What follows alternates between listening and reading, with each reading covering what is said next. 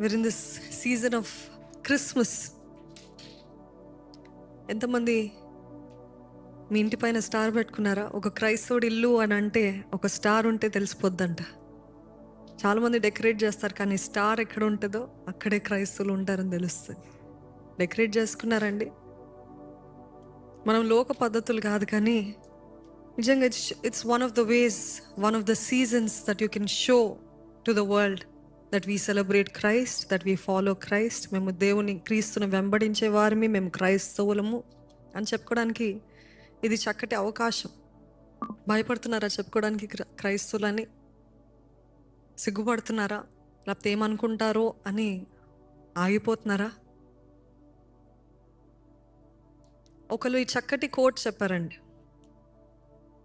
When Christ died for you in public, why do you follow him in secret? కదా, బహిరంగంగా దేవుడు నగ్నంగా మీ కొరకు నా కొరకు సిగ్గు అంతా విడిచి మరణించాడు కదా, మరి మీరెందుకు నేను క్రైస్తవురాలని చెప్పుకోవడానికి సిగ్గుపడుతున్నారు, భయపడుతున్నారు? Are you secret Christian? It is time. దేవుడు ఆయన రాకడ వచ్చినప్పుడు, ఆయన వచ్చినప్పుడు, రెండవ రాకడ వచ్చినప్పుడు అడుగుతాడంట, did you show me or did you deny me? Were you too scared to share that I'm your saviour? నేను నీ రక్షకుడినని నువ్వు అంగీకరించడానికి సిగ్గుపడ్డావా, భయపడ్డావా అని దేవుడు అడుగుతాడంట. ప్రతి ఒక్కరికి లెక్క అప్పచెప్పాల్సిన బాధ్యత ఉంది. కాబట్టి this is the time.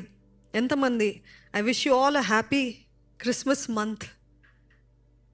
We do not celebrate a date, but we